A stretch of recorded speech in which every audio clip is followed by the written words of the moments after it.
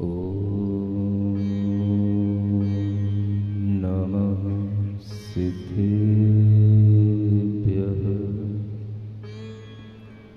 ॐ नमः सिद्धेभ्यः।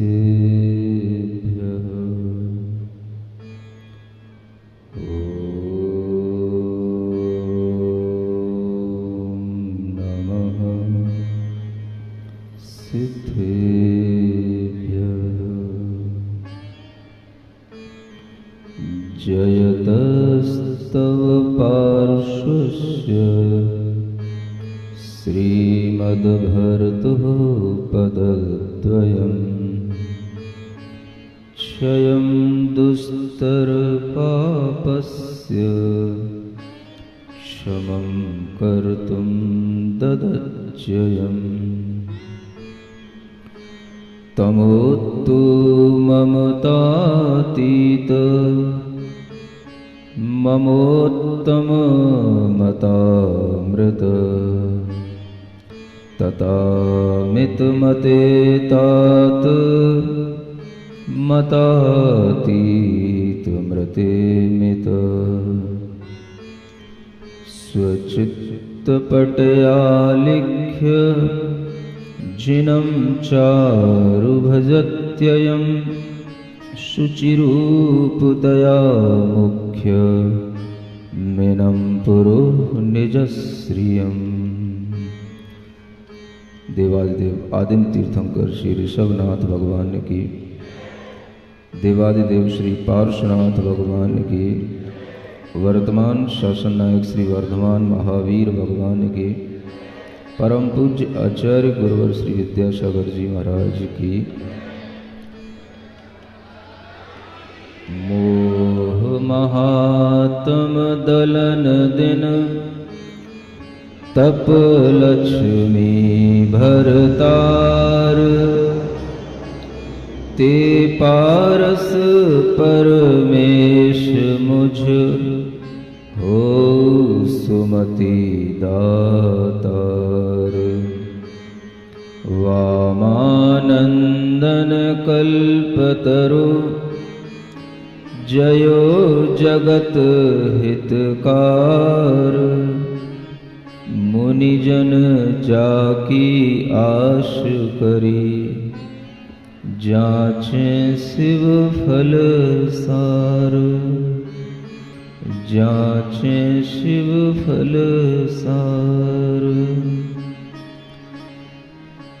तीर्थंकर पार्श्वनाथ भगवान की यह कथा आज भगवान के सामने हम समौ शरण में बैठे हैं और समौ शरण में प्रभु की दिव्य वाणी का पान करते हुए उनसे वह कुछ सुना जाता है जो सिर्फ उन्हीं को दिखाई देता है और अच्छे ढंग से उनके द्वारा जानने में आता है। हमने सुना, हमने जाना, हमने श्रद्धा की कि तीर्थंकर भगवान सर्वज्ञ देव हैं और सर्वज्ञ का मतलब होता है सर्वम जानाति इति सर्वज्ञ। जो सबको जानते हैं उसी को सर्वज्ञ कहते हैं।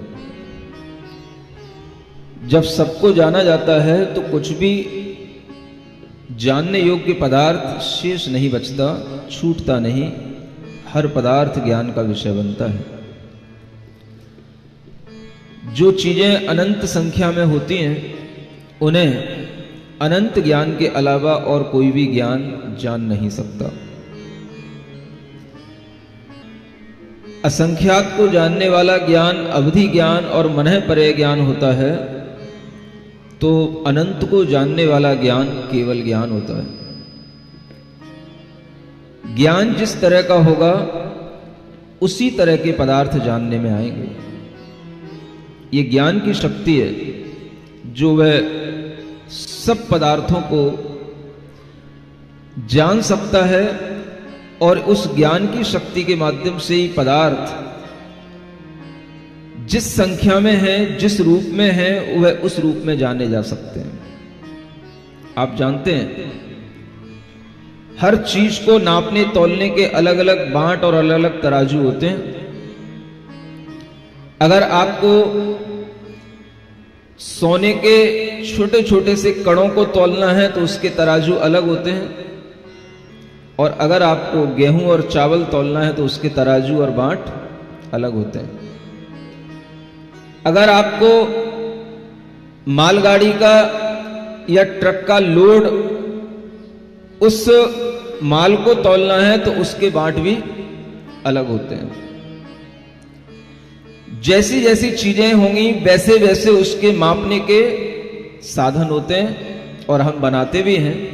इसी तरह से जानना कि जैसे हमारे सामने ज्ञेय पदार्थ होंगे, जैसे हमारे सामने दृश्य या अदृश्य पदार्थ होंगे, उसी तरह का जानने वाला अगर ज्ञान होगा तो वह उन पदार्थों को जान पाएगा।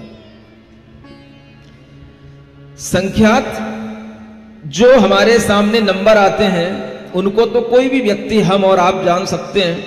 लाख, करोड़, 10 करोड़, कुछ 10 टू दी पावर, कुछ 10, 20, 30, 25, 40, 80 डिजिट तक भी आप जान सकते हैं। लेकिन इसके आगे आप मौन हो जाएंगे। इसके आगे आपके जानने की शक्ति काम नहीं करेगी। और जहां संख्यात के परे असंख्यात संख्या शुरू होती है, वहां से जो ज्ञान काम करता है उसी का नाम है अवधि ज्ञान, और उसी का नाम है मनः परे ज्ञान। ऐसे असंख्यात चीजों को जानने का ज्ञान भी गणधर परमेष्ठी के पास में होता है, क्योंकि उनके पास में अवधि ज्ञान भी पूर्ण होता है और मनः परे ज्ञान भी पूर्ण होता है। हम और आपके पास में मति ज्ञान है, श्रुत ज्ञान है, इसलिए संख्यात का ज्ञान कर सकते हैं, लेकिन वो असंख्यात का भी कर सकते हैं जो गणधर परमेष्ठी। केवली भगवान सर्वज्ञ क्या अनोखा जानते हैं, क्या ऐसा जानते हैं जो हम और आप नहीं जान सकते, जो गणधर परमेष्ठी भी नहीं जान सकते, तो वो है अनंत की संख्या वाली चीजें। जीव कितने हैं? अनंत हैं। पुद्गल कितने हैं? उससे भी और अनंत गुणे हैं। ये अनंतों का ज्ञान, अनंत का गुणा भाग, इंफिनिटी के साथ में वही ज्ञान काम करेगा जिस ज्ञान के अंदर भी नॉलेज इनफाइनाइट है। जैसी ज्ञान की पावर उद्घाटित होगी उसी तरह का ज्ञेय हमारे उस ज्ञान में जानने को आएगा। और ये सभी ज्ञान की शक्तियां जिनके अंदर प्रकट हो जाती हैं उन्हीं को हम सर्वज्ञ कहते हैं। जो अनंत को जानता है वो असंख्यात को भी जानेगा, संख्यात को भी जानेगा, लेकिन जो संख्यात को जानता है वो असंख्यात को जाने जरूरी नहीं है। असंख्यात को जानने वाला संख्यात को जानेगा, लेकिन असंख्यात को जानने वाला अनंत को जाने जरूरी नहीं है और जान भी नहीं सकता। तो जो अनंत को जानता है वो सबको जानता है। इसलिए भगवान के ज्ञान के साथ एक विशेषण लगाया जाता है, अनंत ज्ञान। आप छोटे से सुनते आते हो अनंत चतुष्टय, अनंत ज्ञान भगवान के पास होते हैं, लेकिन आप कभी विचार नहीं करते कि अनंत ज्ञान की पावर क्या है, अनंत ज्ञान का काम क्या है। वह अनंत जो किसी और के द्वारा जानने में नहीं आएगा, वो अनंत सिर्फ और सिर्फ सर्वज्ञ के द्वारा जानने में आएगा। और सर्वज्ञ वही होते हैं जिनके पास में ऐसा अनंत ज्ञान आ जाता है जिसे हम केवल ज्ञान कहते हैं। और उसी केवल ज्ञान होने के बाद में वह शरीर 5000 धनुष ऊपर उठ जाता है और सब तरह से देवों को पता पड़ जाता है कि हाँ, इस आत्मा को केवल ज्ञान हो गया है। तो वह हर तरह से आकर के भगवान का उत्सव मनाते हैं। ये सब आप देख चुके हैं, जान चुके हैं। अनंत को जानना उसी के लिए संभव है जो अदृश्य को भी जान सकता है। दुनिया में दृश्य पदार्थ भी हैं तो अदृश्य पदार्थ भी है।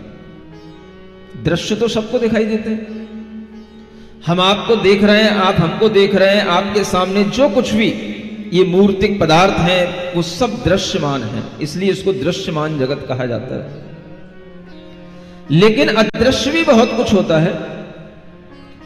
आपकी बॉडी के अंदर बहुत सारे ऐसे फंक्शन हो रहे हैं जो अदृश्य हैं। हो सकता है वो किसी स्कैनिंग के माध्यम से, किसी एक्सरे मशीन के माध्यम से या किसी और बड़ी मशीन के माध्यम से जानने में आ जाए, लेकिन उससे भी परे कुछ और अदृश्य चीजें हैं जो किसी मशीन की पकड़ में नहीं आती हैं। आप सब कहते हो आत्मा, आत्मा, जीव, चेतना। कभी दिखाई देती है आत्मा? कभी दिखाई देती है चेतना? ये कैसा पदार्थ है जो हमें दिखाई नहीं देता, लेकिन हमें सुनने में आता है, मानने में आता है, ज्ञान में आता है। और इस पदार्थ को जो जान रहा है वो अदृश्य को जानने वाला है, और जो अदृश्य को जानेगा वही सर्वज्ञ कहलाने योग्य होगा। बुद्ध ने तपस्या की, अपने आप में घोषित कर दिया कि मुझे बोधि की प्राप्ति हो गई। उनके चेलों ने भी मान लिया कि बोधि की प्राप्ति हो गई, और उन्होंने उपदेश देने शुरू किए। क्या उपदेश दिए? अहिंसा के, दया के, प्रेम के, सद्भाव के ये उपदेश दिए जो सामान्य जनता को आता है। और इसी से आपका कल्याण होगा, इसी से आपके अंदर शुभ भाव आएगा, इसी से आपके लिए सुख मिलेगा, ऐसा कहकर के उन्होंने अपने आप को सर्वज्ञ घोषित कर दिया। विचार करो, क्या कोई घोषणा करने से कोई सर्वज्ञ हो जाता है? उन्होंने अपने आप को सर्वज्ञ घोषित किया, लोगों ने भी उनको मान लिया सर्वज्ञ घोषित करके, क्योंकि उनसे पहले भगवान महावीर स्वामी सर्वज्ञ हो चुके थे। वो उनके पैरेलल में चल रहे थे, तो भगवान के सर्वज्ञ होने पर उन्हें भी अपने आप को सर्वज्ञ घोषित करना पड़ा। लेकिन वो सर्वज्ञता इस बात से जानी जाती है जब पूछा जाता है, बताओ जीव कैसा होता है, कितने द्रव्य हैं इस दुनिया के अंदर, ये लोक कितना बड़ा है, कितनी ऊंचाइयों को लिए हुए इस लोक की ऊंचाई है। ये सब बातें जब पूछी जाती हैं तो जब व्यक्ति मौन हो जाता है, बस वहीं पर उसकी सर्वज्ञता पर प्रश्न चिन्ह लग जाता है, और लग गया। बुद्ध अपने समुदाय में भले ही सर्वज्ञ हो, लेकिन पढ़े लिखे, विवेकी और ज्ञानवान लोगों के बीच में वो सर्वज्ञ नहीं बन सके और ना बन पाए। सर्वज्ञ की पहचान होती है। सर्वज्ञ किससे जाना जाएगा? सबसे पहले यहां गणधर परमेष्ठी ने प्रश्न किया था कि प्रभु जानने योग्य क्या है, क्या क्या जानने योग्य है? क्या हम जो देख रहे हैं सिर्फ इतना ही जानने योग्य है या कुछ और भी है? तो भगवान उसी का उत्तर दे रहे हैं कि जानने योग्य क्या है। आपके प्रश्न बीच में करेंगे, पहले इस उत्तर को आगे बढ़ाते हैं। मंगल भवन अमंगल हारी, पारसनाथ जगत हितकारी, संपत्ति सब ही घर आवे, पारस कथा जो गावे। सहोदरव पंचास्ति काय, सात तत्व नौ पद समुदाय। जानन जोग जगत में ये है, जिन सो जाहि सकल संदेह। सब विधि उत्तम मोक्ष निवास, आवागमन मिटे जहि वास। ताते जे शिव कारण भाव, ते गहन जोग मन लाभ। यह जगवास महादुख रूप, ताते भ्रमत दुखी चिद रूप। पावन उपजे संसार, ते सब त्याग जोर निर्धार।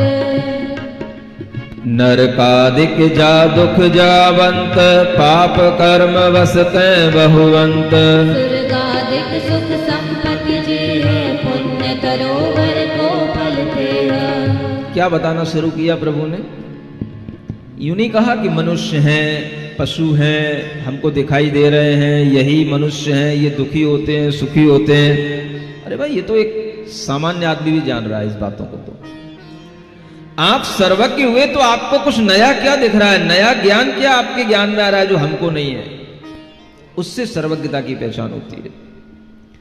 तो प्रभु ने सबसे पहले इस लोक को जो देखा अपने ज्ञान के अंदर, तो इस लोक में उन्हें 6 द्रव्य दिखाई दिए। कितने? 6 द्रव्य। द्रव्य माने वो द्रव नहीं जो आपको फिजिक्स में पढ़ाया जाता है, ठोस, द्रव, गैस, ये 3 तरह के पदार्थ होते हैं। बस इतना भौतिकी में पढ़ाया जाता है, फिजिक्स में पढ़ाया जाता है। ये द्रव नहीं है, ये द्रव्य है। द्रव्य माने कोई भी पदार्थ, कोई भी वस्तु जिसका अपना अलग नेचर है, जिसकी अपनी एंटिटी है, वह द्रव्य कहलाता है। और ऐसे द्रव्य अगर हम विभाजित करते हैं तो वो 6 रूपों में हमें दिखाई देते हैं। 6 प्रकार के द्रव्य इस पूरे यूनिवर्स के अंदर, लोक के अंदर भरे पड़े हैं। एक कहलाता है जीव द्रव्य। जिसे हम जीव कहते हैं वो अपने आप में एक द्रव्य है, एक पदार्थ है, एक वस्तु है। और वह जीव द्रव्य अनेक हो सकते हैं, लेकिन जीव द्रव्य एक प्रकार का द्रव्य है। सबका जीव द्रव्य एक समान है, उसे एक द्रव्य कहा गया है। अनंत जीवों का अनंत जीव द्रव्य हो जाएगा, यह बात अलग है, लेकिन जीव द्रव्य की क्वालिटी जीव की अपेक्षा से देखते हैं तो वो एक है, इसलिए वो एक जीव द्रव्य कहा गया। दूसरा द्रव्य पुद्गल द्रव्य कहा गया।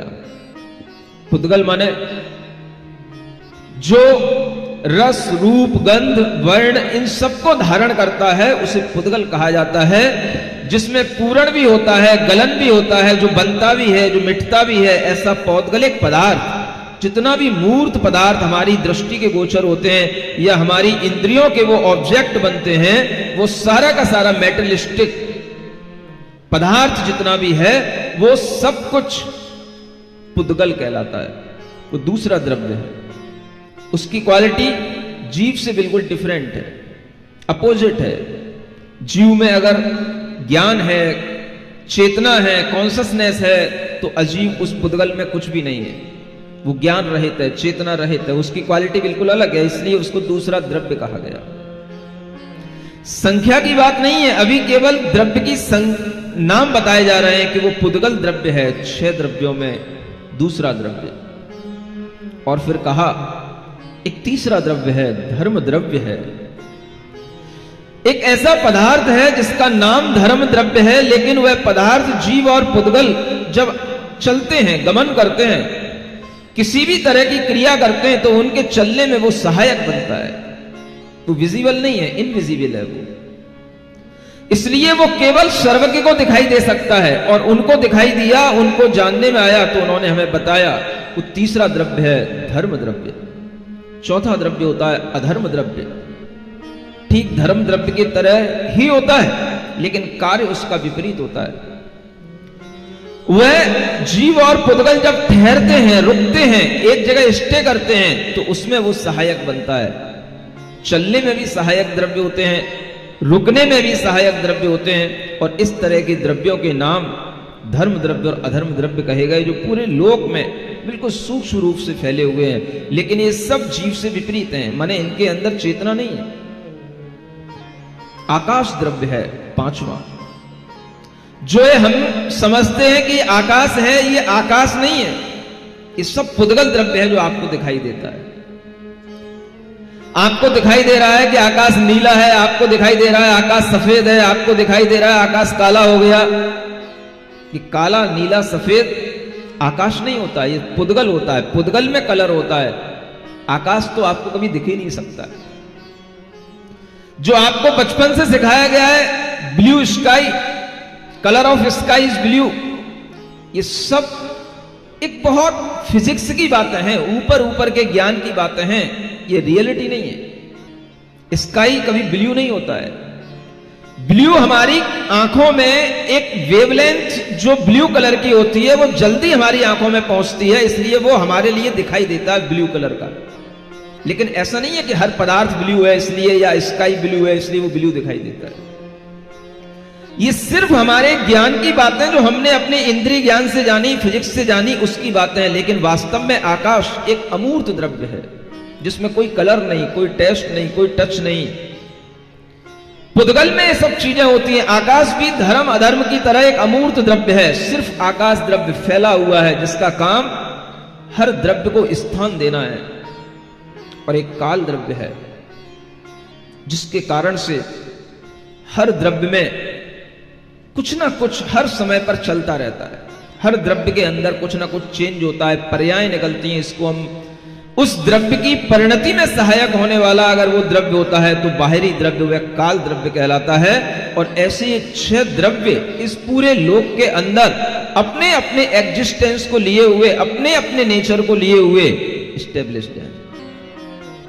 कोई उनको बनाने वाला नहीं, कोई उनको मिटाने वाला नहीं। उनको देखने का अगर किसी को सौभाग्य मिलता है तो उसी को मिलता है जो अदृश्य को देख सके, और अदृश्य को देखने वाला ज्ञान अनंत ज्ञान होता है, जिसमें कि अदृश्य चीजें भी दिखाई देती हैं। वो चीजें हमें प्रभु ने, सर्वज्ञ देव ने केवल ज्ञान में हमें देख करके बताई कि इस लोक में जानने योग्य अगर कुछ है तो 6 द्रव्यों को जानो। क्या जानो? हाँ, ये जानो। बाकी जो तुमने जाना है वो तो सब बहुत ऊपर ऊपर का, छोटा मोटी बातें हैं। अगर आपको जानने योग्य है तो 6 द्रव्यों को जानो, 5 अस्तिकायों को जानो। इन्हीं 6 द्रव्यों में जब हम काल द्रव्य को अलग कर देते हैं, क्योंकि काल द्रव्य के बहुत सारे स्थान घेरने के उसके स्पेस पॉइंट्स नहीं होते हैं, जिन्हें हम प्रदेश कहते हैं, तो उस काल द्रव्य का एक ही प्रदेश होता है, इसलिए उसको काय नहीं कहा जाता है। काय का मतलब होता है जिसके अंदर बहुत सारे स्पेस पॉइंट्स हो और वह इस यूनिवर्स के स्पेस को घेर सके बहुत सारा, तो उसको काय कहा जाता है। तो जिसमें काय नहीं हो लेकिन उसका एग्जिस्टेंस है, इसलिए ऐसे द्रव्य 5 हैं, अस्थि काय उनको कहा जाता है। काय द्रव्य, काल द्रव्य अस्थि तो है लेकिन काय नहीं है, इसलिए उसको अस्थि काय में नहीं गिना जाएगा। 5 द्रव्य अस्थि काय है। ये 6 द्रव्य, 5 अस्थि काय, और फिर 7 तत्वों को भी जानो। क्या 7 तत्व हैं? जो संसार में रहने वाला जीवात्मा है, इस जीवात्मा के अंदर हमेशा कर्मों का संबंध बना हुआ है, और कर्म अपने आप में एक मैटर है, एक पौद्गलिक पदार्थ है, और इसके संयोग के कारण से हमेशा जीव के अंदर ऐसे भाव आते रहते हैं जिससे वो और कर्मों को बांधता रहता है, आश्रव करता रहता है। जब ये जीव की अपनी फिलॉसफी बताई जाती है तब 7 तत्वों का दिग्दर्शन किया जाता है। जीव के अंदर क्या चल रहा है? जीव द्रव्य कर्म से बंधा है, ये उसका अजीब से संयोग हो गया, इसी के कारण से उसके अंदर आश्रव हो रहा है कर्मों का, इसी के कारण से कर्म बंध रहे हैं। और जब इन कर्मों को हम रोकते हैं तो संवर है, और इन कर्मों को थोड़ा थोड़ा नष्ट करते हैं, झड़ाते हैं, तो वो निर्जरा है। और जब इन कर्मों से पूरी मुक्ति मिल जाती है तो वो मोक्ष है। ये जीव के लिए 7 तत्व बताए गए जो जीव द्रव्य के अंदर घटित होते हैं। कोई फिजिक्स, कोई केमिस्ट्री आपको जीव चेतना के बारे में इतना सूक्ष्म ज्ञान दे नहीं सकता।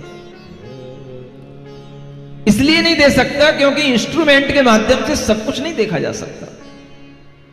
जो लोग आज साइंस साइंस साइंस साइंस चिल्लाते हुए बावले बने हुए हैं, वो लोग थोड़ा सा सोचने की कोशिश करें कि साइंस सारी की सारी इंस्ट्रूमेंट पर डिपेंड है, और इंस्ट्रूमेंट के अंदर इतनी पावर कभी नहीं आ सकती है कि वो इनविजिबल हर चीज को देख सके। आपके अंदर जब इतनी नॉलेज आ जाएगी तब आपको ये चीजें जानने में आएंगी। और जो चीजें सर्वज्ञ ने जानी है, आज हम उनको फ्री में जान रहे हैं। कैसे जान रहे हैं? कोई पैसा तो नहीं लगा आपसे?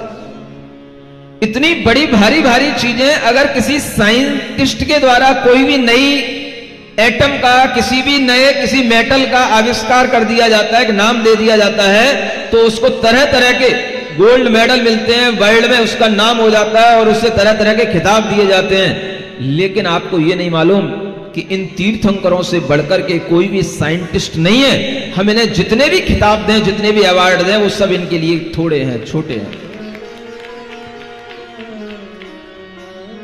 कितना बड़ा साइंटिस्ट बनकर के आज वो बैठे हैं और हमें साइंस समझा रहे हैं। आपके भीतर की साइंस, जिसके कारण से आपके अंदर भाव आते हैं, आप संसार में बार बार जन्म लेते हैं, आयु प्राप्त करते हैं, मरण को प्राप्त करते हैं, सबके पीछे जो कर्म की फिलॉसफी है वो सारी की सारी अपने आप में एक बहुत बड़ी साइंस है। और उस साइंस को बताने वाले जो साइंटिस्ट हैं उन्हीं को हम तीर्थंकर कहते हैं। और इस साइंस को ही उन्होंने कहा कि यही साइंस जानने योग्य है, यही चीजें हैं जो हमारे लिए नोवेल हैं, इन्हें हमें जानना चाहिए। बाकी तो सब जानने में, देखने में अपने आप अपनी इंद्रियों और मन से आ जाता है। इसलिए पूछा गया जानने योग्य क्या है, तो क्या बताया? 6 द्रव्य, 5 अस्तिकाय, 7 तत्व। पुण्य और पाप, इन 2 चीजों को 7 तत्वों में और जोड़ देते तो वही 9 पदार्थ बन जाते हैं। तो भगवान कहते हैं जानन योग जगत में जे है, जिनसो जाए सकल संदेह है। अगर तुमने ये चीजें जान ली तो तुम्हारे अंदर फिर कोई डाउट नहीं रह सकता है, कोई इल्यूजन नहीं रह सकता है, किसी भी तरीके का तुम्हारे अंदर कोई डार्कनेस तुम्हारी नॉलेज के अंदर नहीं रह सकती। सारा अज्ञान इससे दूर हो जाएगा। बस इन चीजों को जानकर के ही हम संदेह से रहित हो सकते हैं। और जब तक ऐसा विश्वास नहीं करोगे तब तक आपके अंदर संदेह बना ही रहेगा। आप देख लो कितना ही बड़ा साइंटिस्ट हो, वो हमेशा यही बोलेगा इट मे बी और इट नॉट मे बी, वो हमेशा यही बोलेगा। कोई भी साइंटिस्ट हो वो कहेगा हाँ जीव जैसा कुछ होता है, हो सकता है, लेकिन अभी हमने देखा नहीं है इसलिए परफेक्टली कह नहीं सकता कि ऐसा होता है, लेकिन होता तो होगा क्योंकि उसके बिना कुछ नहीं चलता है। ज्ञान चेतना उसके बिना शरीर में नहीं आती है। ये मानते भी हैं और नहीं भी मानते। इस तरीके का उन अनेक अनेक वैज्ञानिकों के अंदर संदेह पड़े रहते हैं। यहां भगवान कह रहे हैं अगर तुम इन चीजों को जान लोगे और मान लोगे तो फिर तुम हमेशा के लिए शंका संदेह से रहित हो जाओगे और यहीं से तुम्हारे अंदर एक क्वालिटी डेवलप होगी जिसे कहा जाएगा क्वालिटी विदाउट डाउट, जिसे निशंक कहा जाता है। निशंक हो जाओगे। निशंक होने का मतलब जो व्यक्ति बिल्कुल निशंकित हो जाता है, समझ लो वो निर्भीक हो जाता है। जब तक आपको किसी के विषय में संदेह है तब तक आपको भय लगेगा, और अगर आप संदेह से रहित हो गए उसके विषय में, आप भय से रहित हो गए। आप देख लो किसी भी चीज में, किसी भी व्यक्ति में अगर आपको कभी भी ये संदेह हो जाता है कहीं ऐसा तो नहीं कर देगा, कहीं ये तो नहीं है, आपको भय पैदा हो जाएगा। और जब आप संदेह से रहित हो गए, अरे नहीं नहीं हमने गलत सोच लिया था, ऐसा कुछ नहीं है, व्यक्ति बहुत अच्छा है, वहां सांप आप कुछ नहीं है, वहां क्या है, वो रस्सी है। जैसे ही आप डाउट से फ्री हुए आपके अंदर फियरलेस पना आ जाएगा। आप अपने आप में बिल्कुल निर्भीक अपने आप को महसूस करेंगे। भगवान ने हमें संदेह रहित करके, डर से रहित करके हमें निर्भीक और निर्भय जीवन जीने का एक बहुत बड़ा ज्ञान दिया है। इससे बड़ा ज्ञान और कोई हो नहीं सकता है जो जीव को निर्भीक बना दे, निर्भय बना दे। इसी को कहते हैं अभय दान। क्या बोलते हैं? भगवान ने हमें क्या दिया? ज्ञान दे करके हमें अभय दान दिया। डरो नहीं छोटी छोटी बातों से, कब मर जाऊंगा, कब मेरे साथ क्या होगा, अरे ये सब जानो, ये सब जान लोगे तो सब आपको पता रहेगा कि मरना क्यों होता है और जीना क्यों होता है। मरने वाला मरता है, उसको कोई नहीं रोक पाता है। कोरोना तो एक बहाना होता है, जिसको मरना है मरना है, जिसको जीना है जीना है। समझ आ रहा है? वह जानने योग्य चीज आप जान लोगे तो आपके अंदर निर्भीकता आएगी। सबसे पहला काम तीर्थंकरों ने यही किया कि उन्होंने हमें अभय दान दिया। डरो नहीं। सुन रहे हो क्या कहा? डरो नहीं। और डरना कब बच पाएगा? जब आपके अंदर संदेह नहीं होगा, निशंकपना आएगा, आपके अंदर किसी भी तरह के डाउट्स नहीं होंगे, तो आप निडर बनोगे। आज बताओ दुनिया के अंदर किसकी जरूरत है? ये फिजिक्स केमिस्ट्री वाली साइंस की जरूरत है कि आदमी को मेंटली स्ट्रांग और उसे बिल्कुल फ्री फ्रॉम फियर बनाने की जरूरत है? ये किसकी जरूरत है? आप सोचो, बोलो किसकी जरूरत है? ज्ञानी आत्मा भी अगर सब तरह का विज्ञान सीखने के बावजूद भी अगर डरा हुआ पड़ा है, बात बात पे डर रहा है, बात बात पे डाउट कर रहा है, तो समझो उसकी मेंटलिटी कितनी वीक है। आप सोचो इस तत्व ज्ञान के माध्यम से हमारे अंदर कितनी निर्भीकता आती है, और उसी निर्भीकता के कारण से वह भगवान का जो ज्ञान दान है यही अभय दान कहलाता है। भगवान ने किसी को डराया नहीं, सबको निडर बनाया, निर्भीक बनाया। ये सबसे बड़ा ज्ञान दान उन्हें हमें दिया, और हमें इसी बात को स्वीकार करके ध्यान में रख करके हमें भगवान की इंपॉर्टेंस समझनी चाहिए। सर्वज्ञ हर कोई नहीं होता, और जो सर्वज्ञ होते हैं उन्हें ये ज्ञान जरूर होगा जो यहां बताया जा रहा है। इसलिए आपके लिए यह एक लॉजिक बताया जा रहा है कि जहां आपको जीव आदि इन 6 द्रव्यों का ज्ञान पढ़ने को मिल जाए, जिस किसी वक्ता के माध्यम से बताने को मिल जाए, तो समझ लेना कि हाँ, ये वक्ता कहीं ना कहीं सर्वज्ञता से जुड़ा हुआ है। या तो ये सुन करके कह रहा है या खुद भी सर्वज्ञ हो सकता है, लेकिन अगर वह जीवादि 6 द्रव्यों का ज्ञान नहीं जानता तो वो कभी भी सर्वज्ञ की परिपाटी में आने वाला नहीं है। थोड़ी देर के लिए आप भी सर्वज्ञ हो जाते हो। क्या सुन रहे हो? जो भगवान ने जाना वो हमने भी जाना, आपको भी जना दिया। जो भगवान ने जाना वो आपने भी जान लिया। उन्होंने भी 6 द्रव्य जाने, आपने भी 6 द्रव्य जान लिए। यू आर ऑल्सो ओमनिसिएंट, आप भी सर्वज्ञ हैं। सुन रहे हो? मान लो इन 6 द्रव्यों को आपको सर्वज्ञ बना दूंगा यहीं पे बैठा बैठा, कोई आपको मना नहीं कर पाएगा। आपके अंदर सर्वज्ञता इसलिए है क्योंकि वो सर्वज्ञ होकर के उन्हें प्रत्यक्ष देख रहे हैं। लेकिन अगर हमने सर्वज्ञता पर विश्वास करके, उनको सर्वज्ञ मान करके, उनकी सर्वज्ञता का यह ज्ञान लेकर के अगर हमने भी 6 द्रव्यों को जान लिया तो हम भी किसी अपेक्षा से सर्वज्ञ हैं। हमारा ज्ञान भी परोक्ष रूप से है, लेकिन वह परोक्ष रूप से मैं भी सर्वज्ञता धारण करता हूं, ये हम कह सकते हैं। इसमें कोई अन्याय की बात नहीं, ये न्याय है। समझ में आ रहा है? जब राजा का बेटा राजा हो सकता है, डॉक्टर की पत्नी डॉक्टरनी हो सकती है, मास्टर की पत्नी मास्टरनी हो सकती है, और मास्टर का बेटा मास्टर हो सकता है, तो क्या सर्वज्ञ के वंश में उत्पन्न हुआ सर्वज्ञ नहीं कहलाएगा?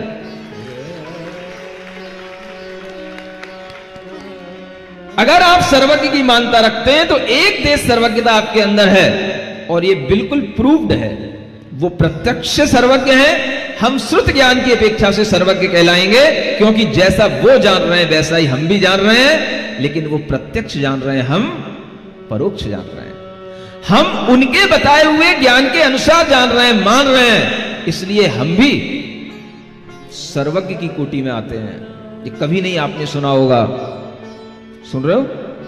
जानो, अगर साइंटिस्ट ने जो साइंस बताई है, उस साइंस को पढ़ने के बाद में और उस पर रिसर्च करने के बाद में आप साइंटिस्ट बन सकते हो, आपको साइंटिस्ट की डिग्री मिल सकती है, तो क्या भगवान सर्वज्ञ देव के ज्ञान पर विश्वास करके और उसको इसी तरीके से मान करके और डिफाइन करके हमको सर्वज्ञ नहीं कहा जा सकता?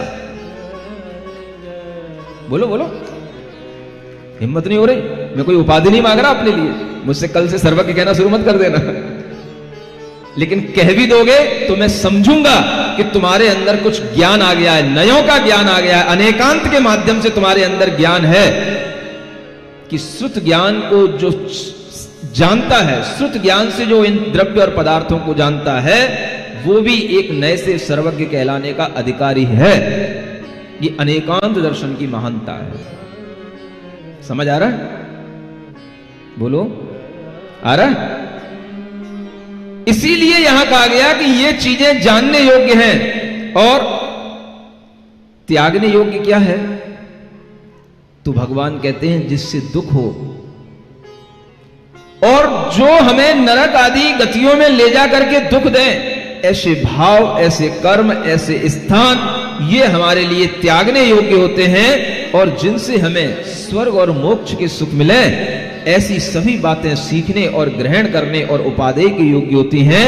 ऐसा हमें ज्ञेय हे और उपादेय का ज्ञान हमें अपने अंदर रखना चाहिए। और इसी बात को आगे बढ़ाते हुए कहा जा रहा है, मंगल भवन अमंगल हारी, पारसनाथ जगत हितकारी, सुख संपत सब ही घर आवे, पारस कथा भवित जो गावे, यह विधि प्रश्न समाज को यह उत्तर सामान, विशेष इनको लिखो यथा सत्य कछु जान, जीव अजीव विशेष बिन मूल गर्भ ये दोय, इन्हीं को फैलाव सब दिन काल हुलो, चेतन जीव अजीव जड़ यह सामान्य स्वरूप। अनेकांत जिन मत विषय कहूँ यथारथ रूप। द्रव्य अनेक नयात्मक एक एक नय साधी। भयो विविध मतभेदियों जग में बड़ी उपाधि। जन्म अंध गज रूप जो नहीं जाने सर्वंग। जो जग में एकांत मत गहे एक ही अंग।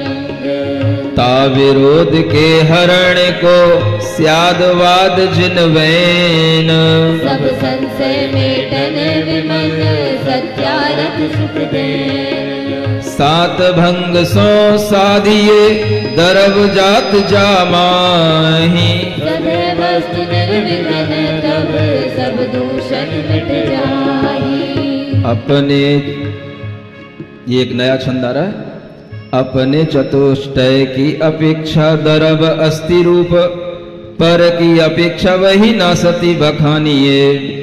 एक ही समय सो अस्ति नास्ति स्वभाव धर। जो है त्यों न कहा जाए अवक्तव्य मानिए।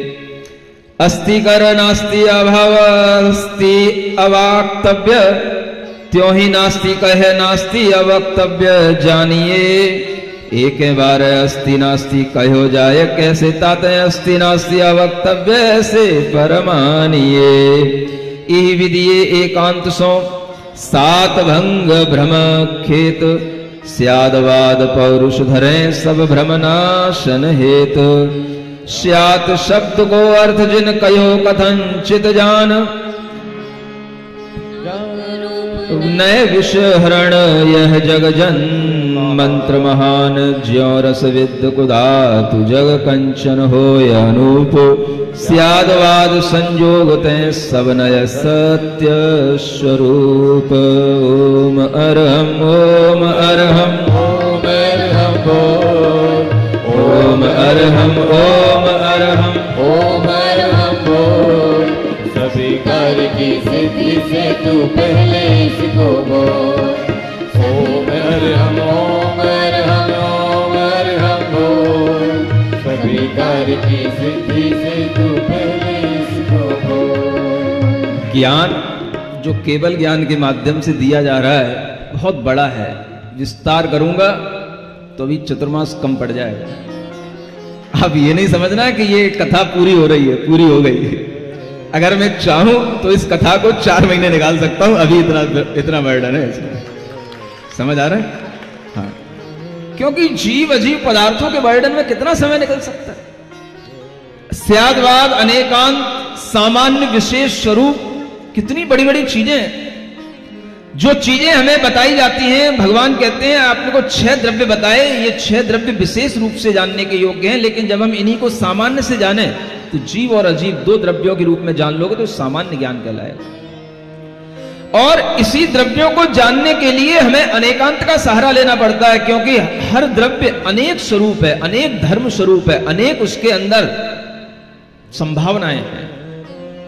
और उन सब संभावनाओं को जानने वाला जो अलग अलग हमारा पॉइंट ऑफ व्यू होता है, हमारा एटीट्यूड होता है, उसी को नय कहा जाता है। और उन नयों के माध्यम से जब हम किसी वस्तु को कहते हैं तो उसी का नाम स्यादवाद कहा जाता है। अनेकांत वस्तु का स्वभाव है, स्वरूप है।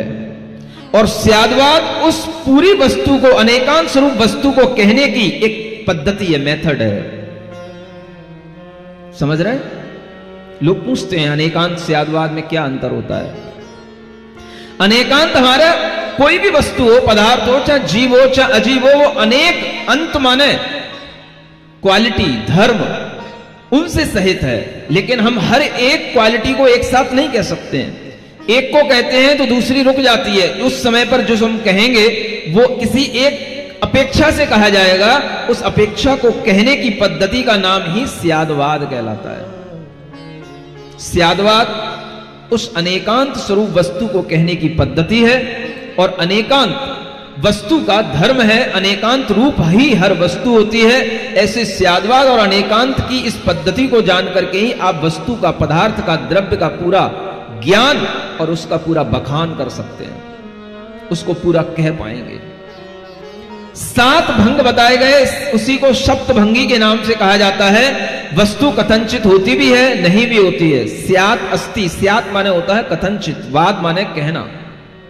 हमने कहा आप हैं, तो आप हैं ये आप अपनी अपेक्षा से हैं, दूसरे की अपेक्षा से आप नहीं हैं।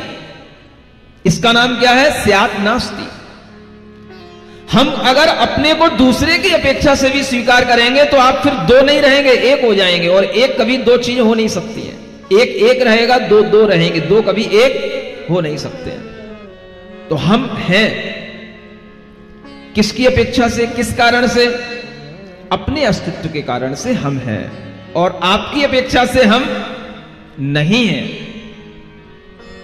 क्या सुन रहे हो?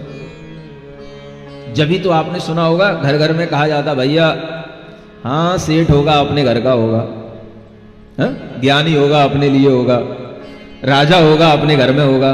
मैं भी कोई राजा से कम नहीं, तू अपने घर का राजा, मैं अपने घर का राजा, तू अपने घर में मालिक है, मैं अपने घर में मालिक हूं। तो ये वही बात है, हर व्यक्ति अपनी अपनी अपेक्षा से है, दूसरे की अपेक्षा से वो द्रव्य नहीं होता है, अपनी अपेक्षा से द्रव्य का अपना अस्तित्व होता है। इसलिए अस्थि रूप जो धर्म है वह कथनचित है, और कथनचित क्यों है? कि वो अपने चतुष्टय की अपेक्षा से है, और नहीं है तो दूसरे की अपेक्षा से वो चीज नहीं है। ये किताब किताब है, कलम नहीं है, तो कलम की अपेक्षा से ये किताब नहीं है, लेकिन किताब अपने किताब स्व अस्तित्व की अपेक्षा से है। कलम का अपना अस्तित्व है, इसलिए कलम कलम की अपने अस्तित्व की अपेक्षा से है, किताब की अपेक्षा से वो कलम नहीं है, इसलिए हम उसको कहेंगे कि वो किताब नहीं है। कलम को हम क्या बोलेंगे? किताब नहीं है। और किताब को क्या बोलेंगे? ये कलम नहीं है। ये वस्तु के धर्मों की, उसके स्वभाव को कहने की जो पद्धति है, इसी का नाम सप्तभंगी कहलाता है।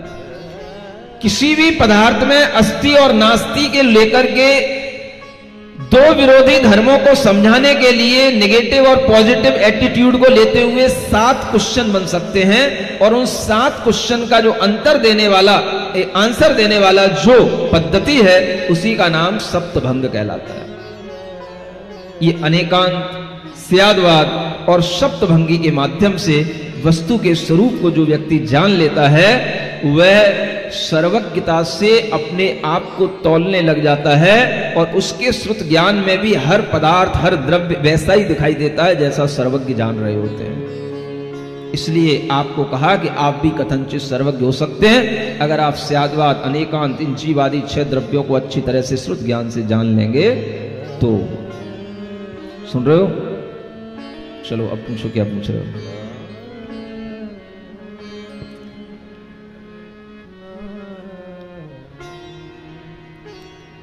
श्रावकों के भी अनेक तरह के प्रश्न हैं, और कुछ श्रावक तो इस समूह शरण का नाम सुनकर के आगरा में गुवाहाटी से भी इसीलिए आए हैं, आसाम गुवाहाटी से भी, कि उन्हें समूह शरण में आकर के ही प्रश्न पूछना था, ऐसा भाव लेकर के आए हैं। उनकी इच्छा भी पूरी की जाए, क्योंकि समूह शरण में कोई भी बिना इच्छा के, बिना अपनी इच्छा पूरी किए हुए समूह शरण से जाता नहीं है ना?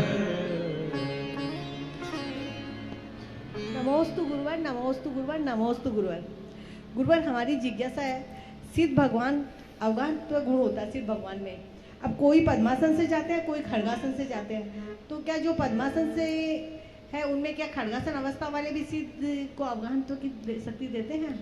हाँ, सिद्ध बनने के बाद में आत्मा अमूर्त हो जाता है, और अमूर्त आत्मा के अंदर अवगाहनत्व गुण प्रकट हो जाता है, उसके अपने ही कर्मों के नाश से। और जब उस अवगाहनत्व गुण का आविर्भाव हो जाता है, तो उसकी ही ये शक्ति होती है कि उसी आत्मा के स्थान पर कैसी भी कोई भी आत्मा शुद्ध होगी, तो वह उस आत्मा को उन्हीं इस प्रदेशों में स्थान देगा। चाहे वो आत्मा पद्मासन के रूप में हो, चाहे खड़गासन के रूप में हो, सबकी आत्मा के प्रदेशों का अपना अपना अवगाहन शक्ति के कारण से अपने अपने में रहना होगा, लेकिन स्थान एक ही होगा, और सब अपने अपने ज्ञान का, अपने अपने सुख का अनुभव करेंगे। ऐसा नहीं है कि 2 मिल गए, 10 मिल गए या अनंत मिल गए तो उनका सुख कुछ ज्यादा बढ़ गया, है कि भाई हम भी सिद्ध बन गए, आप भी सिद्ध बन गए, अनंत हो गए, तो अब अपना सुख और अनंत गुना बढ़ गया। जैसे आपके घर में 4 रिश्तेदार आ जाते तो आपका सुख बढ़ जाता है, ऐसा सिद्धों के साथ नहीं होता। वो अपने सुख में ही हमेशा मग्न रहते हैं और उनके सुख में किसी दूसरे के सुख का कोई इन्वॉल्वमेंट नहीं होता है। ठीक। देव के चरणों में मेरा बारंबार नमोस्तु नमोस्तु नमोस्तु। महाराज जी, मेरा प्रश्न ये है कि गृहस्थ जीवन में हम ऐसा क्या पुरुषार्थ करें कि हमारा वर्तमान समय तो धर्ममय हो जाए ही और भविष्य तथा अंतिम समय भी धर्ममय हो, हम धर्म के मार्ग में ही अडिग रहे, हमारे परिणामों में कुछ भी रुकावट ना आ जाए। बहुत अच्छा प्रश्न है कि कम से कम आप इतने दूर दराज इलाकों में रहकर के भी धर्म को इतना आत्मसात करने की भावना रखते हैं, ये प्रश्न भी आदरणीय है। इसी तरह का प्रश्न कल वो दादी माँ कर रही थी कि प्रश्न सुना गया था कि समाधि मरण गृहस्थ अवस्था में कैसे कर सकते हैं, क्या कर सकते हैं, और जो आप धर्म की बात कर रहे हैं वो दोनों प्रश्न एक जैसे ही हैं। व्यक्ति घर में रहकर के भी धर्म करे और धर्म करने से पहले ये जाने कि धर्म होता क्या है। धर्म करना ऐसा ही जब हम कहते हैं तो हमारे अंदर रूढ़िवादिताएं सामने आ जाती हैं। रूढ़िवादिता का नाम धर्म नहीं है। धर्म ऐसा ज्ञान है जिस ज्ञान को हमने पहले कभी भी प्राप्त नहीं किया। ये धर्म है जो हम सुन रहे हैं, ये ज्ञान ही हमारा धर्म है, जिस ज्ञान के माध्यम से हमारे अंदर एक नई चेतना, नया ऊर्जा का संचार होता है। हम इसे धर्म समझें। रूढ़िवादिता की क्रियाओं का नाम धर्म नहीं है।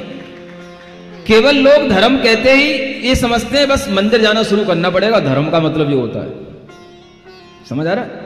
धर्म का मतलब ये होता है कि भगवान की पूजा करनी पड़ेगी। अरे भाई पड़ेगी क्यों? पहले भगवान तो जानो, पूजा करना ना करना बात की बात है। अगर तुम भगवान को भगवान जान लोगे तो पूजा किए बिना रहोगे नहीं। पहले भगवान को तो जानो, पहले धर्म को जानो। तो पहले धर्म जब हम जान लेते हैं कि हमें ये वास्तविक चीजें बताई गई, जीव आत्मा, उसका भ्रमण, शरीर तो उसका, जैसे में अपन कपड़े पहन लेते हैं, कपड़े उतार देते हैं, ऐसे ही शरीर पहनना और छोड़ देना ये जीव का एक धर्म सा समझ में आता है। और इस तरीके का जब हम धर्म जानने लग जाते हैं भीतर से, तब हमारे अंदर ज्ञान आता है कि अरे शरीर तो एक कपड़े की तरह है, इस कपड़े के फटने पर, इसके मिटने पर रोना धोना ये कोई ज्ञान की बात नहीं है। पहनने वाला, शरीर को धारण करने वाला जो चैतन्य आत्मा है, उसको देखो, ये शरीर तो वैसे ही मिटेगा। आज नहीं मिटेगा, 10 वर्ष बाद मिटेगा, 1 साल बाद, जब भी इसकी मौत आएगी तब मिटेगा। तो ये जो धर्म धारण किया जाता है, इस धर्म के साथ में जब हम जीवन जीते हैं तो फिर हमारे लिए अपने आप ये भाव आता है कि मरते समय पर हम अपने प्राणों को त्यागते समय पर इस शरीर से चिपके नहीं, इस शरीर में होकर के नहीं मरें, इस शरीर से अलग महसूस करते हुए हम मृत्यु को प्राप्त करें। और इसी का नाम है समाधि मरण। और समाधि मरण जिस व्यक्ति का होता है, उस व्यक्ति ने धर्म से अपना जीवन भी जिया और धर्म से अपनी अंतिम श्वास तक छोड़ी। ये अपने आप सिद्ध हो जाता है, कहने की जरूरत नहीं होती है। इसलिए धर्म का मतलब है होश पूर्वक जीना और होश पूर्वक मरना, इसी का नाम धर्म है।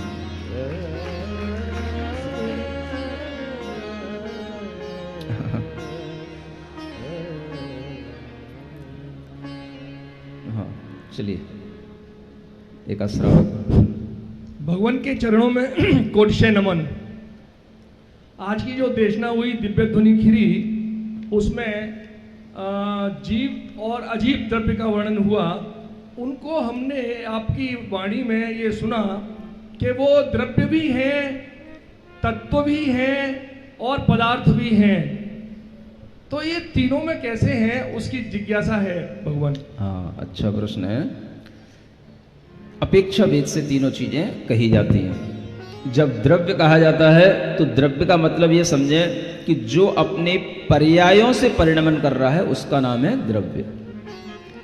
द्रव्य का संबंध उसकी पर्यायों से होता है। जब द्रव्य कहा जाए तो समझें कि वो कुछ ऐसा पदार्थ के लिए हमें इंडिकेट किया जा रहा है कि जिसके अंदर पर्याय निकलती रहती हैं। तो पर्याय और गुण और द्रव्यों का जो ये समूह हमारे सामने जब आ जाता है तो उसको कहा जाता है द्रव्य। आया समझ? जीव द्रव्य है, उसकी पर्याय हैं, गुण हैं।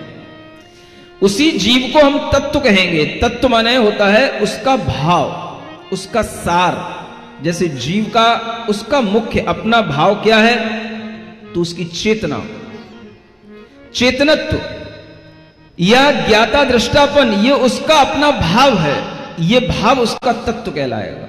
तो जब जीव तत्व कहा जाएगा तो हमारी दृष्टि जाएगी चेतना की ओर, द्रव्य के परिणमन की ओर नहीं जाएगी। तत्व कहने पर हमारी दृष्टि जाएगी जीव चैतन्य आत्मा है, उस चेतना की ओर दृष्टि जाएगी, तो उसको जीव तत्व कहेंगे। द्रव्य एक ही है, अलग अलग अपेक्षा से हम उसको द्रव्य भी कह रहे हैं, तत्व भी कह रहे हैं। और पदार्थ वो कहलाता है जिसे हम अनेक पदों के माध्यम से समझ सकें, अनेक शब्दों के माध्यम से समझ सकें, वो हर द्रव्य अपने आप में पदार्थ कहलाता है। इसलिए जीव को हम पदार्थ तब कहते हैं जब हम उस जीव की अनेक विशेषताओं को, स्यात् अस्ति भी है, स्यात् नास्ति भी है, स्यात् नित्य भी है, स्यात् अनित्य भी है, हम कितने भी पदों के माध्यम से हम उसके अर्थ को समझते रहेंगे तो ये जीव पदार्थ की विशेषता कहलाती है। ऐसी तीनों चीजों में अंतर जानना।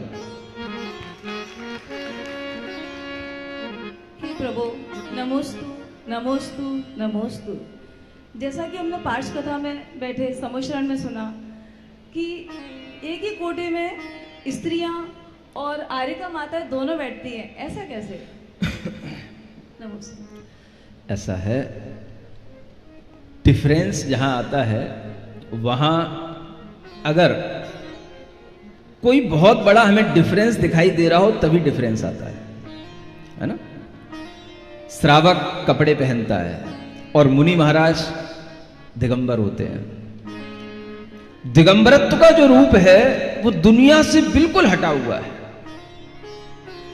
इसीलिए दिगंबर रूप के सामने जितना भी कुछ है वो सब परिग्रह है। आपके ऊपर अगर एक वस्त्र है, एक भी कोई कपड़ा है, तो वो भी आपके परिग्रह की सूचना देने वाला है।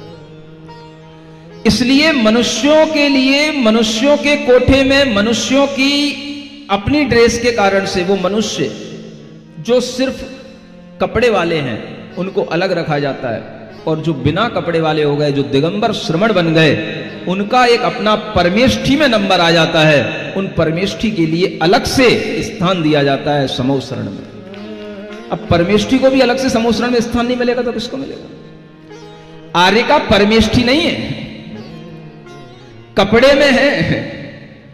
कपड़े में रहते हुए वो एक उच्च क्वालिटी की, एक अपने आप में व्रति है, ये बात ठीक है, लेकिन वो अभी दिगंबर श्रमण की तरह दिगंबरत्व रूप को धारण नहीं कर पाने के कारण से उसको परमेष्ठी की कोटि में नहीं रखा जाएगा। इसलिए जो कपड़े वाले हैं वो स्त्रियां हैं, और वो स्त्रियां कोई व्रती हैं, कोई अड़ुव्रती हैं, और कोई और थोड़ा सा महाव्रत का पालन करने लगी, लेकिन वो महाव्रत भी उपचार से महाव्रती हैं। उपचार का मतलब जानते हो? सब सिखाऊंगा तो बहुत टाइम हो जाएगा, है? फिर भी छोटे से बता देता हूं। जैसे आपसे कहा गया आप बिल्ली की तरह दिखती हैं। कैसी दिखती हैं? बोलो बोलो, बुरा नहीं मानना। आप बिल्ली की तरह दिखती हैं।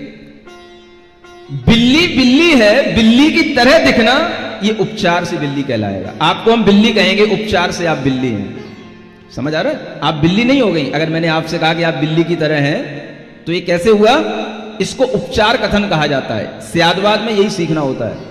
तो वो उपचार से आपको बिल्ली कहा जाएगा, लेकिन बिल्ली जो रियलिटी में होती है वो अलग होती है। समझ आ रहा है? ऐसे ही महाव्रती महाव्रती हैं। महाव्रती को उपचार से महाव्रती आर्यिका के लिए कहा जाता है। इसका मतलब ये नहीं होगा कि वो महाव्रती ही हो गई, ये स्पष्ट ध्यान में रखो। उपचार से महाव्रतों का मतलब ये होता है। समझ आ रहा है? उनके होने के कारण से आपको भी कुछ कहा जा रहा है, क्योंकि आपकी उस पर्याय का वो एक्सट्रीम लेवल है, लेकिन आप वो नहीं हो गए, ये भी ध्यान रखना। अगर वो हो जाएंगे तो आपका गुणस्थान बदल जाएगा। आपका गुणस्थान 5वां ही रहेगा, जो एक श्राविका का होता है वही गुणस्थान रहेगा। इसलिए आर्यिकाओं का स्थान उन्हीं नारियों के साथ होता है जो श्राविकाएं होती हैं, व्रती होती हैं या अव्रती होती हैं, क्योंकि उनका सबका एक जैसा एक तरह से गुणस्थान भी हो सकता है, और उन्हें पंच परमेष्ठी में नहीं रखा जा सकता। पंच परमेष्ठी का कोठा अलग होता है। केवली, श्रुत केवली, आचार्य, साधु, रिद्धिधारी, मुनि महाराज सब एक कोठे में बैठेंगे, वो उनके लिए अलग से होता है, क्योंकि पंच परमेष्ठी अपना एक अलग स्थान रखते हैं। ये स्पष्ट ध्यान में रखना है। प्रश्न यह है, क्या इस कलिकाल में तीर्थंकर प्रकृति का बंध हो सकता है, और अगर हो सकता है तो उसके क्या हेतु हैं? इस कली काल में तीर्थंकर प्रकृति का बंध इसलिए नहीं हो सकता क्योंकि तीर्थंकर प्रकृति का बंध करने के लिए केवली और श्रुत केवली का पादमूल आवश्यक कहा गया है। आप भावना करें, वो भावनाएं इतनी बलवती हो सकती हैं कि वही भावना हमें कभी केवली और श्रुत केवली के चरणों में बिठा सकती हैं और हमारे अंदर तीर्थंकर प्रकृति का बंध करा सकती हैं। इसलिए आप भावना करते रहिए, शुरुआत कीजिए, फल क्या मिलेगा, अंत कहाँ होगा, इसकी आप चिंता नहीं कीजिए। भले ही यहाँ पर हमें फल नहीं मिल रहा है, लेकिन बीज हम बो सकते हैं। फल में और बीज में बहुत बड़ा टाइम गैप होता है, और इसी को हम ध्यान में रखते हुए आज भी तीर्थंकर प्रकृति की भावना करें। बंध तो जब होगा जब हमारे सामने केवली श्रुत केवली साक्षात होंगे, है ना। चलिए आज का प्रश्न यहीं पे समाप्त करते हैं। थोड़ा सा एक चौपाई और पढ़ते हैं। मंगल भवन अमंगल हारी, जगत हितकारी, सुख संपत सब ही घर आवे, पारस कथा भविक जो गावे, दरब दृष्टि जिय नित्य द्रूप, जजनाय अथिर चित्रूप, नित्यानित्य कथंचित होय, कहो न जाय कथंचित सोय, नित्य अवाच कथंचित वही, अथिर अवाच कथंचित सही, नित्यानित्य वक्तव्य, कहत कथंचित सब परमाने, इस विध स्यादवाद नय माही, साधु जीव जैन मत माही, और मदम विकल और भांति विकल्प विकल्प जो करे तिनके मत दूषण बेस्तर। ये स्यादवाद की व्याख्या करते हुए कहा गया कि अगर आप स्यादवाद को जानोगे तो जैन मत से ही जान सकते हो। अन्य मतों को जानने में अनेक तरह के दूषण आते हैं, दोष आते हैं, है ना, जो हम अनेक तरह से हम लॉजिक दे करके उन दोषों की सिद्धि कर सकते हैं और किया जाता है। अब इस तरह से जो स्यादवाद का निरूपण करने के बाद में जीव नाम उपयोगी जाने, करता भुगता देह प्रमाण, जगत रूप शिव रूप अरूप, उरद गमन स्वभाव स्वरूप, ये सब नौ अधिकार जीव सिद्ध कारण बने, इनको कहु विस्तार, लिखो जिनागम देख के, चार भेद व्यवहारी प्राण, निश्चय एक चेतना जान, जो इन सोनित जीवित रहे, सोई जीव जैन मत कहे, प्रथम अवधार इंद्रिय रसो श्वास बल, मूल प्राण ये चार, इनके उत्तर भेद दश, पांच प्राण इंद्रिय जनित, तीन भेद वस प्राण, एक सांस उश्वास गनी, आव सहित दश जान। ये अब जीव का वर्णन करना शुरू हुआ।